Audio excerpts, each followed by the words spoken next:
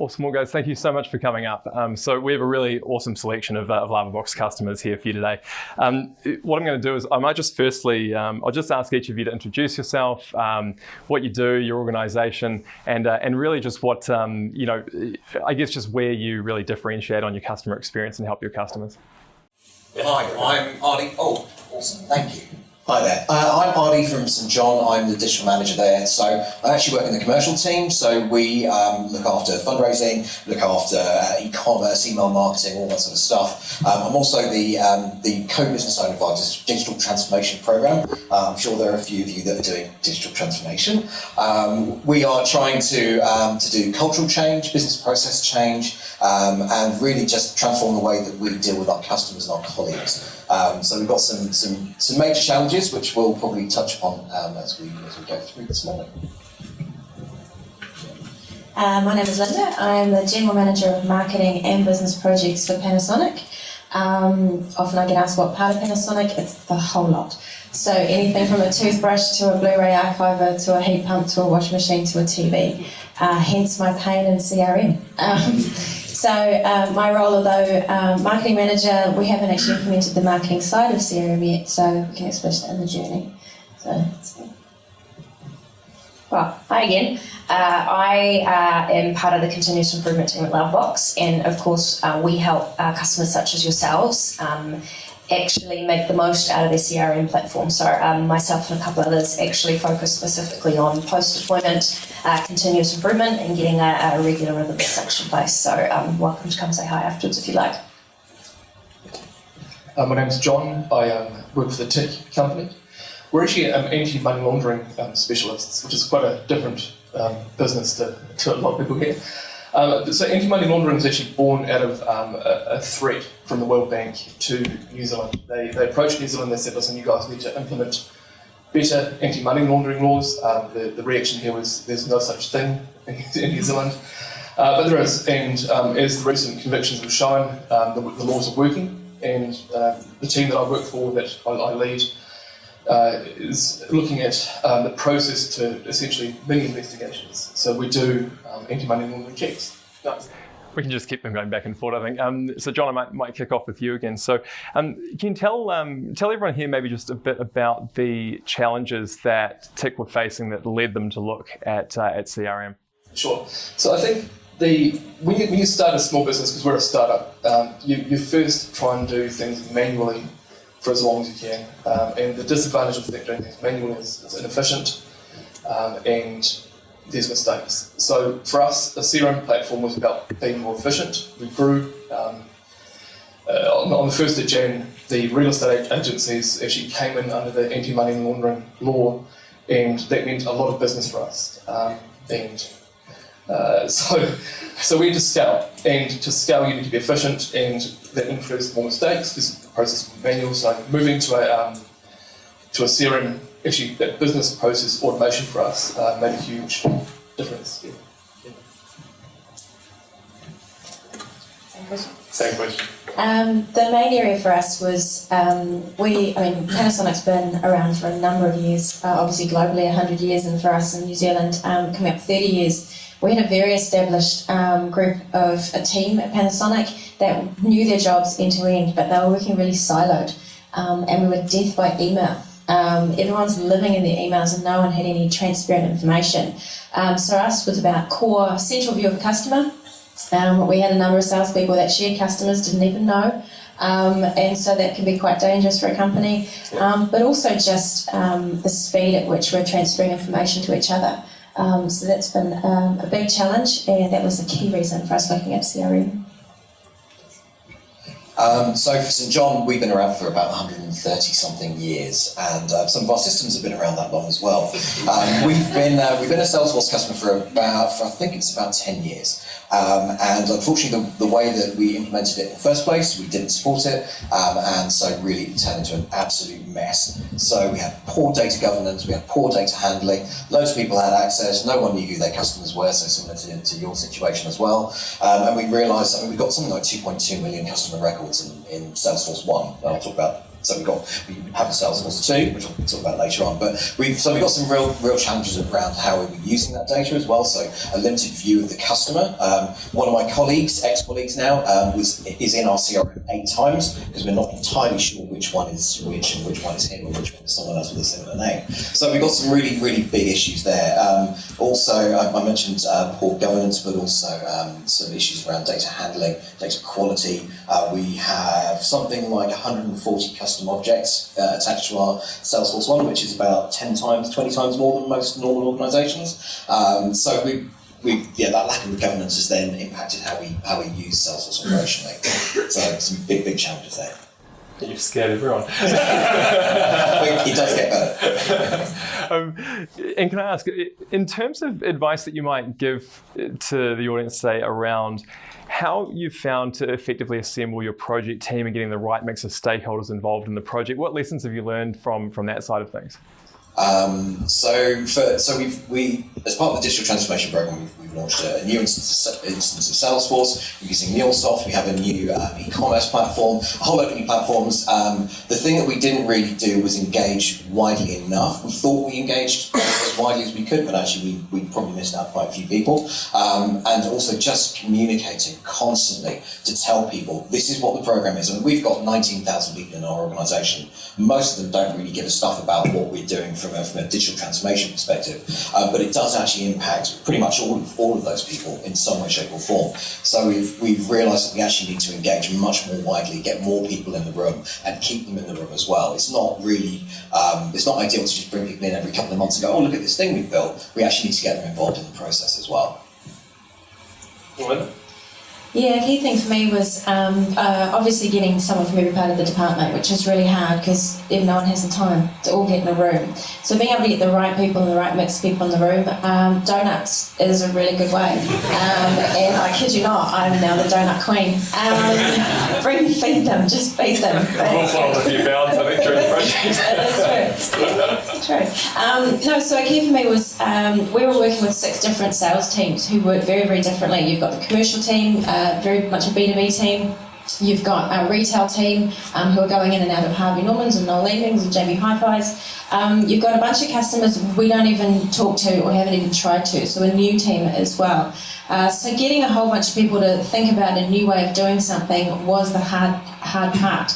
The key for me was not making it an IT-led project. I agreed to take on this project and do the business case study for it if the MD was going to lead it.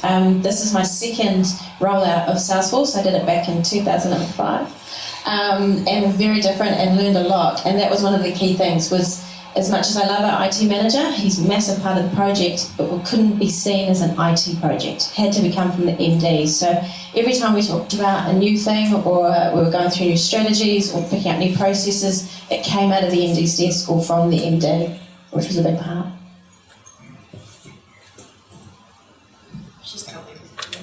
Right. So I guess for TIC, you'd consider us a small to medium company, medium down also. So the involvement of the staff was actually quite easy for us. We just involved everybody. And I say that with kind of a slow, wry smile, but pizza for us as opposed to donuts. Pizza and coffee and beer, we're a startup, we're allowed to have, the HR rules are a bit during the day. And so, but all jokes aside, so you identify your product owner, your subject matter experts, the people who are actually doing the work, the analysts in our case. And that's it, that's relatively easy because it's a small company and you just get the whole ship going in the same direction. But what was more difficult for us and certainly more telling was the customers. And that's often forgotten because the way that they interact with our CRM is that they've gone from paper, they're real estate agents and lawyers mostly, and they hate working with eloquent systems as a norm. And so getting them to move to interact with us in a way that allowed us to get the contents of that job into Salesforce with zero involvement from us and no overhead was quite a challenge. And so that was our biggest engagement group was actually the customers. Absolutely. And John, in terms of your ability, I guess just in terms of your evaluation, maybe just talking through the decisions that led you, or the factors that led you to decide to back Salesforce as your platform and LavaBox by way of that as your consulting partner. What sort of went into that evaluation for you? I guess there's two parts to that question. First, the platform. The platform itself, we went for, frankly, if it's good enough for banks, it's good enough for us. That was almost an easy one. But all jokes aside, it's around the integration points for our business. So which APIs, which tools does it integrate with natively? That was the Salesforce part there.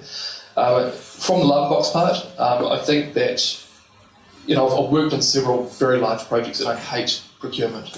You go through a massive, very expensive for the suppliers procurement process. They can spend 50, 100 grand each just bidding on a project. And so I certainly didn't want to put anybody through that again myself. And so for me in LavaBox, it was very straightforward.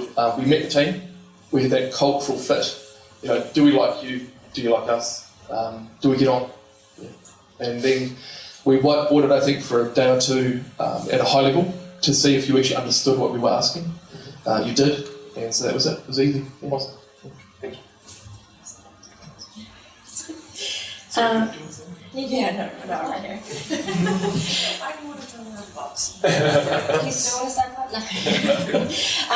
For me, about 80% of our company had never used a CRM system before. And for a technology company, I thought that was quite strange, but it's just the way business had been done. The other part of the business had done Microsoft Dynamics. And I had also done, obviously, Salesforce in the past. So I was slightly biased coming in, but certainly evaluated both platforms. The reason for Salesforce was obviously the platform, but also helped with engagement. The small amount of company that had used Dynamics were burnt, buried, hated it. They literally parked one day a month to come in and do the CRM. And so I knew there was going to be a huge branding issue and a buying problem if I tried to just roll out a new version of it. So unfortunately for them, that was never going to be an easy task. So Salesforce was definitely the platform for us. And in terms of LavaBox, I literally tested the experience. So, do people walk the walk and talk the talk? Other companies, I went on there, instead of picking up the phone, I went on their website, filled in their form, and did I get a response? And for some, you don't. And it's like, well, if they can't actually use the system themselves, they're a bit screwed. So, and secondly, just meeting the people, genuine people. There was some tough cookies in our business to be able to get them to buy into CRM. And they're like, they'll never understand our business, Linda. Like, they just don't know it. And I'm like, business isn't any different. People just have the same problems. So when the team at LavaBox came in and managed to, genuinely understand them within one conversation, they were sold. And it was just genuine people. So that's the main thing. And the same people. You get the regular people and you start to build relationships because as Jade mentioned, it's a long-term partnership. So if you don't like them, it's a hard ask. So, and you're stuck with me, I'm sorry. We could do far worse, Linda, thank you. So, as I mentioned, we were an existing Salesforce customer, so sticking with Salesforce made sense. We actually engaged with LavaBox based on a recommendation that I'd had. So met the team. We spent a lot of time talking, just trying to work out, as you guys touched upon, the cultural fit.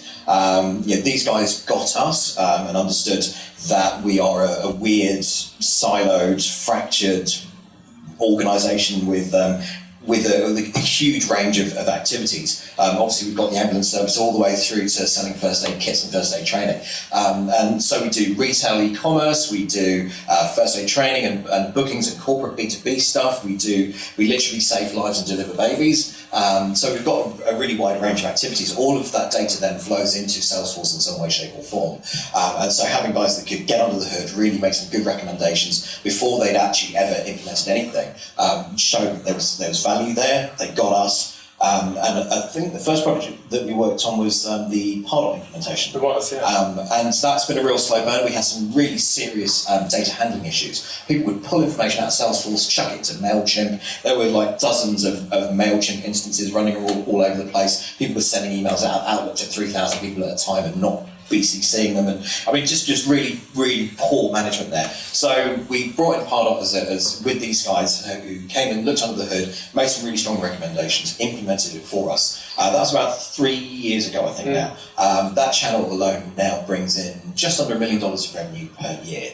And that's just the revenue side of things. We also use it for internal comms. We use it for non-revenue driving marketing purposes as well. And it's incredibly valuable. But it also means that all of our teams across the whole organisation are now using that one platform, and all the data's in one place. And we've got that single view of the customer engagement as well. Nice.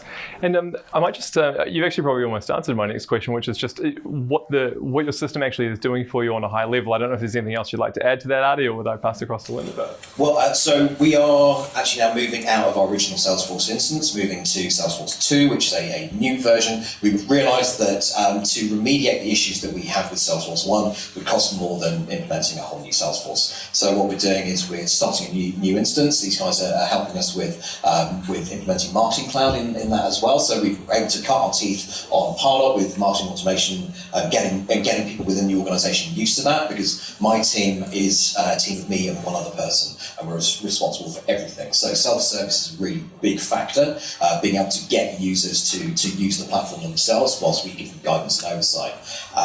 So yeah, I mean that's been a hell of a journey for us. Exciting times. Linda? Our main core use of the tool is for sales, basic sales, quoting and opportunities. One of the key examples that we came across that started our journey was a motel was being built. The first people to find out about that in our business is the aircon team. It's part of building a building. They tendered for the work. Did they tell the securities team about the job? No. So 6 months later, the hotel gets built, and we provide security on site, mobile solar security. And then a year later, who tells the guy that sells hotels irons and microwaves and fridges and TVs that hotel is coming? So it was really about just being able to do simple quoting and being able to share that quote or share that understanding with that opportunity across the business. The other was feeding information back in. So I mentioned death by email. We've got 20 reps around the country who are constantly sending us pictures of competitor promotions, competing products, or instances of our own promotions that traditionally would have been emailed in and lost and to find it into our product manager team. Now they use the system which has a part of it which is chatter, which is just a simple way to communicate internally. They may come across a competing product, a Sony TV campaign. They tag in Sony, which is an account in our system. That then means that the product manager for TVs can bring up anything that Sony's doing out in the market instantly. They're not having to go and find who sent that email or who told me about it. So just makes life and communication that much more simple. Nice, thanks. John? I was just going to say, sure. Reflecting on our own internal Salesforce system. So for us, we use it clearly for sales and opportunity management, but actually what we've started using it for more recently is actually to support all of our clients in terms of the way they're working. We've actually got a couple of people who have been, I guess you'd say, guinea pigs for us at the moment in our client portal. So for us, it's all about actually how do we get the easiest way of communicating between both our clients and us who are actually doing the work in the simplest, easiest way, other than death by email, which is also what we've had internally as well. So for us, Salesforce is quite different. It's a workflow automation tool. At the front end, it's about forms, about getting that information from our customers. We do anti-money laundering checks, and so we receive thousands a week of these, and they come through seamlessly on the front end.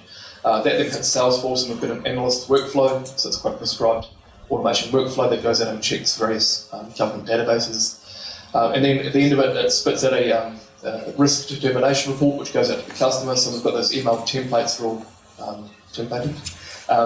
And then the customer has the ability through Community Cloud, which is another Salesforce product, to actually go in and see all the data in real time, anything that we've ever done for that particular customer. So we operate on a principle of full transparency. So anything we collect, we expose back to the customer. Yeah. Nice. And if you had to, I guess, have your project experience to do it all again, I mean, what are the big kind of takeaway lessons that you learned from your experience implementing Salesforce that might be useful or relevant to everyone who's here? Well, I think the key thing from my personal company perspective is that privacy of data and security is key. So to achieve that, you need a very good data model. And so if you're going to invest any money anywhere, it's getting that data model correct the first time. So we spend a bit of time with LavaBox getting that right and making sure that the risks of data breach or giving the wrong person access to the wrong data were completely mitigated as much as you can. So I think I'm just going to repeat what I was saying earlier. All my learnings would be is that CRM doesn't stop, and if I was redoing some of the implementations I've done, is to set that expectation way up front that you're going to need money on an ongoing basis to be able to keep improving your CRM platform, because your business and your customers change, and if you don't keep your CRM changing alongside that, you end up stuck in the mud.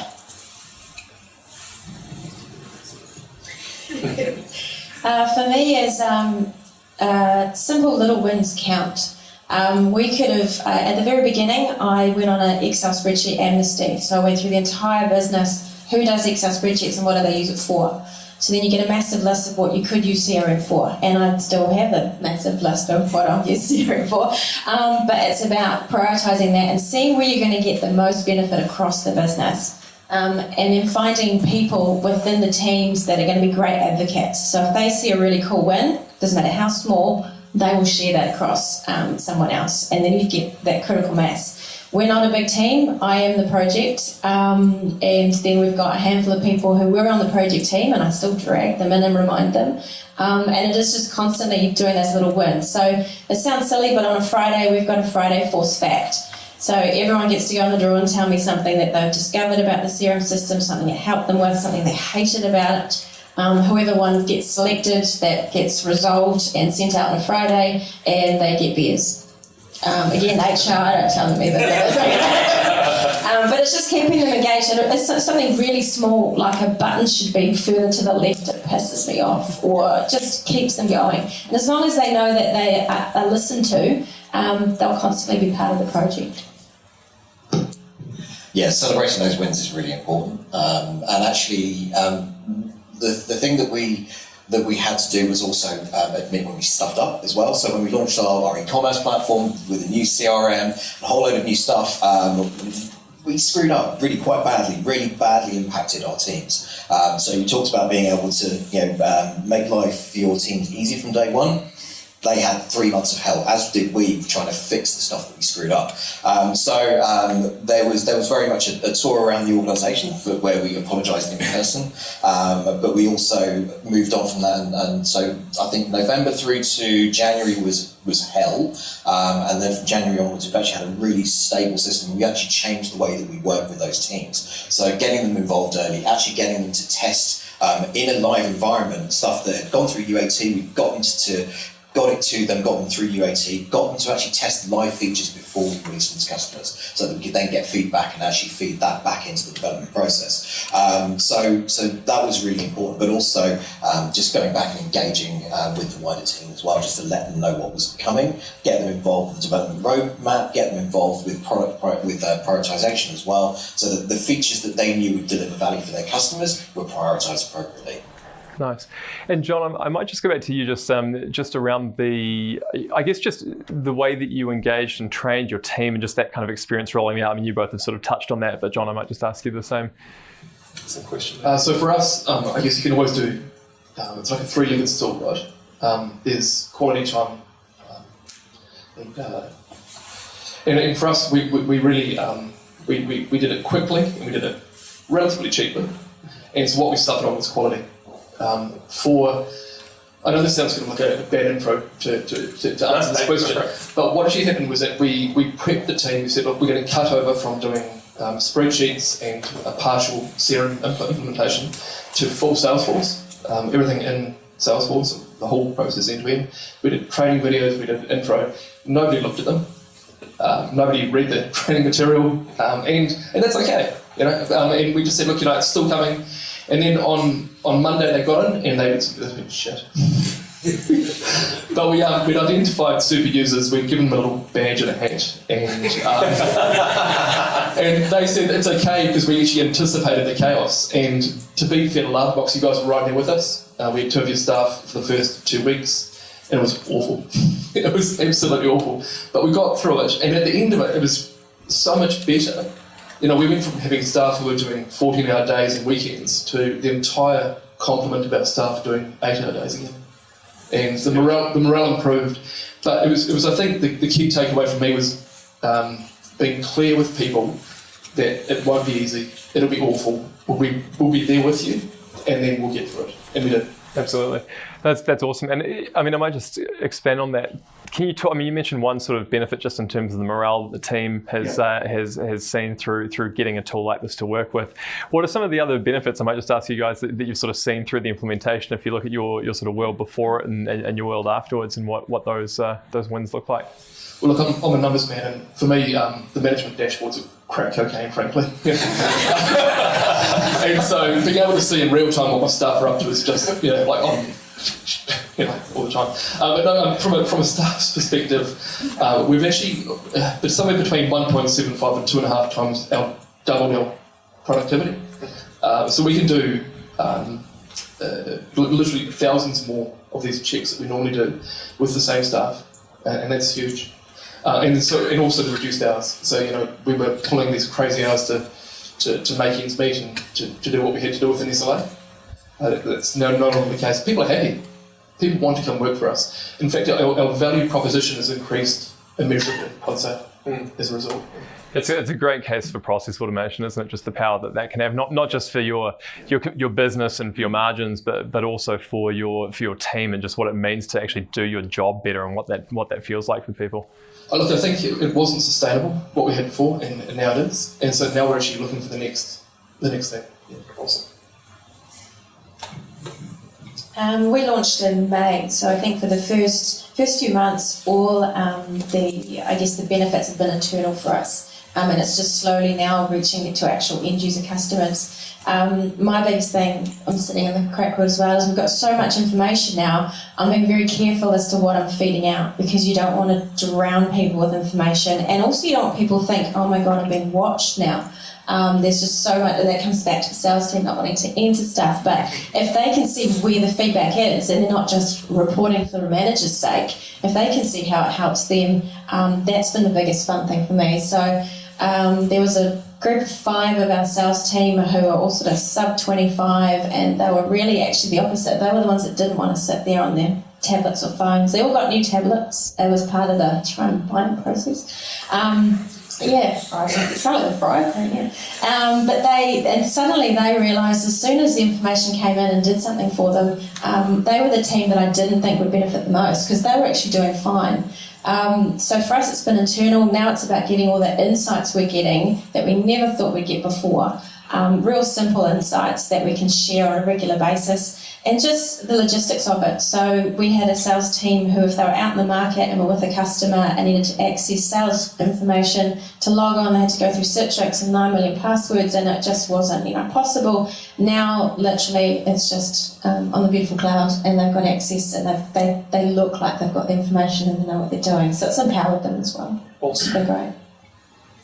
Yeah, I'd just like to echo the comments about salespeople not wanting to enter data anywhere. Our business development managers have, they claim to have not been served well by the previous Salesforce instance, which is very true. But they ended up managing access databases and spreadsheets and stuff like that on their desktops. We are moving them into Salesforce 2. They are actually seeing how they can manage leads and nurture those leads to get them across the line. Because we provide first aid training, for instance, for all of their New Zealand air crews and ground crews. So these big corporate clients and these BDMs have in the past struggled to manage those customers well, manage those leads well, and so with our new instance of Salesforce and the automation tools we put in, it's really supporting them and really making their lives easier to help their clients. But also in other areas of the organisation, so using the data that's in Salesforce to drive marketing automation around some of our products. We have a thing called the Sports Scheme, which is kind of like an ambulance insurance type product, but we have quite significant churn on that because of poor data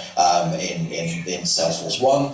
So people who've gone away, so they're not getting stuff through the post about renewals. So we've actually built some bounced mail email journeys, some bounced emails, SMS journeys to try and get those people back onto the website, update their details, do their renewals, And I think about 20% of our customers each year are now going through that renewal journey. And it's only been running 18 months. It's paid for itself many times over. And it's the enabler that Salesforce has become.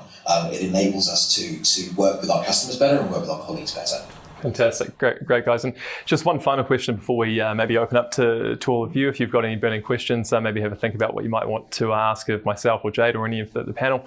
But you mentioned at the beginning the reasons why you decided to work with Salesforce and LavaBox, and I just wanted to ask about, I guess firstly, just how it went and what the kind of sentiments you might have around that working relationship are, any lessons that you've found can help others who are looking at working with the partner on this journey as well. Yeah, and then we'll open it up to all of you. Well, 3 years later, we're still working with you. Yeah, it's a good sign. The guys have been fantastic and just really supportive because of the small team that I have and the limited resource that we have. Being able to rely on these guys to help with troubleshooting, with delivery, with advice has been absolutely invaluable. Yeah, very similar. You have, like I said, you have to really enjoy and working with people and being able to just pick up the phone and ask a random question is really helpful. But also the fact that they can be spread across the business and integrate with anybody at any level really helps. So we had a really quite enjoyable rollout across figures. We're still going strong. So I think it's all in part to the way, the approach that the team at LavaBox do take makes it a lot easier. Good to know we're doing something well. You do a lot of things well. I think for us, particularly being a startup, we worked at quite a frenetic pace, and being able to have a partner that could keep up with us was good. Particularly in the early days when we were doing 108 weeks. Not that you did, but it's still cool. It was house fun. Yeah, not personally.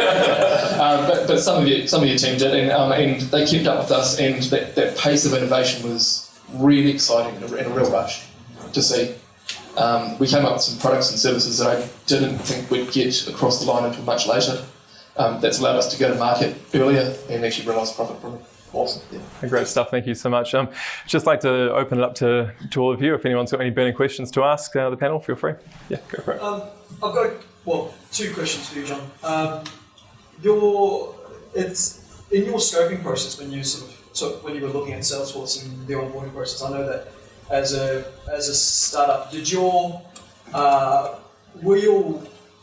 workflow already set in stone before you started the scoping process? Because I imagine that there would have been a whole number of sort of external API issues that needed to be addressed in order to sort of keep this cycle of transparency for your customers real.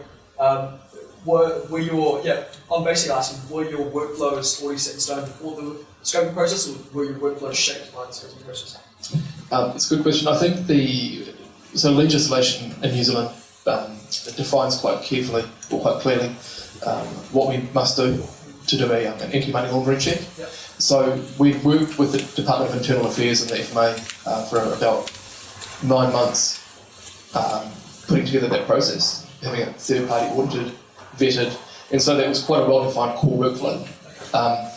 The things that weren't, so that was an easy requirement to define. The things that weren't were, how do we get that information from the customers, and then how do we give it back to them? And that's where I think we went through a much more agile, iterative process. Right. We kind of gave a general feeling of like we want to do this, and then we worked with the LavaBox to kind of get to the point of how do we do it. Yeah, I can't imagine that would be a highly technical process at that point in time, just understanding what connections you were making, how you're going to automate that correspondence back to the customers. Was that difficult at that point? Very, and particularly because you're dealing with driver's licenses and passports and proof of address, trust deeds, some very confidential information, and so to collect that and then consume it, store it, and you do that without any overhead in terms of personnel doing these checks. It's all automated at this point using Salesforce. Also, the aspect of the legislation here in New Zealand that's quite good is that it's a risk-based framework, right? And so there must be a human involved. We prefer to have a human involved, but the parts that we have the human involved isn't typing out an address or name or whatever. It's in the parts that matter. Yeah. So they're more. They've gone from being data entry clerks to financial investigators, which they like to Awesome. Thank you. Anyone else? Go for it. I thought the whole concept that Jade shared around the waterfall versus the agile approach is a really interesting one. But then, Justin, you mentioned the importance of getting it right when your first chance to actually sell it into your sales teams.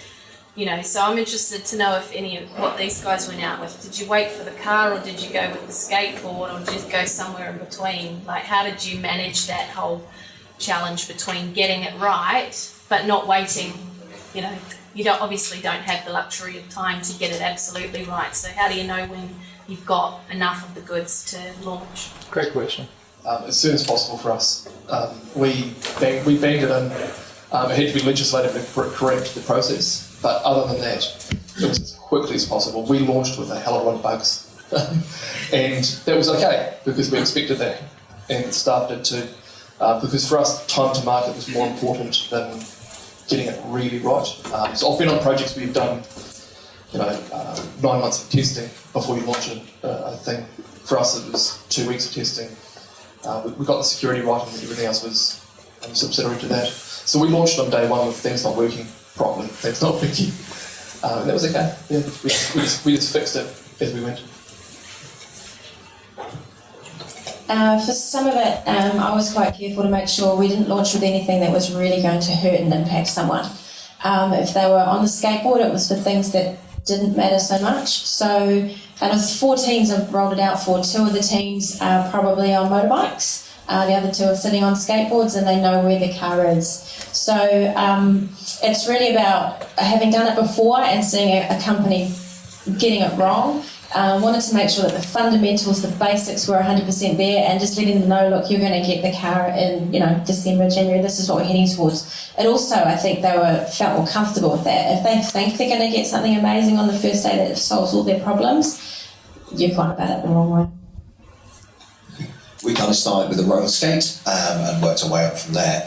We launched with a lot of bugs and a lot of issues, and unfortunately, because of the way that our ecosystem was built around this new e-commerce platform, it also really badly impacted customers as well. So that's why the first 3 months were hellish. But the thing that we did do was we supported it, and we were there mornings, nights, weekends, evenings, whenever we were needed, to make sure that the customers and also our internal teams had the support that they needed as we worked through to get into the skateboard and get into the bicycle and beyond. I'd say right now we are at motorcycle stage, and as we start bringing new products and services onto this new platform, that's when we'll get to having the car. But we do have a clear vision and a clear roadmap as to how we're going to get there, and how, as we onboard those products, we then create reuse to then make it easy to onboard the next set of products.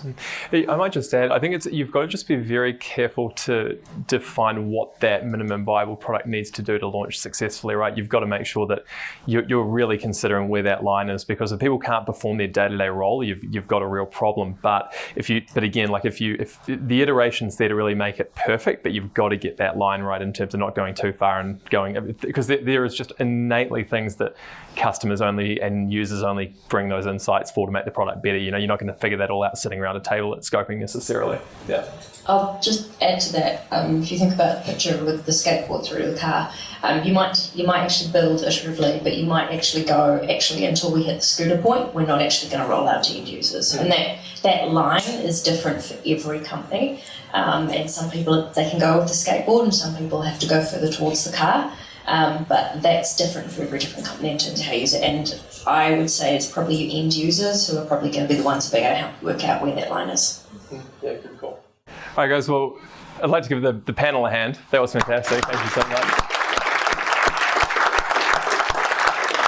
And just finally, obviously, if you'd like to speak to LavaBox about an upcoming Salesforce project, we'd certainly welcome that opportunity. There's also a great event coming up with probably about maybe 1,200 registrations at the Sky City for Salesforce Basecamp, which is Salesforce's largest annual event. So there's the URL just up on screen there if you'd like to register. But thank you all so much for your time. We really appreciate it. And we'll hope to see you at this event next year as well. Thank you.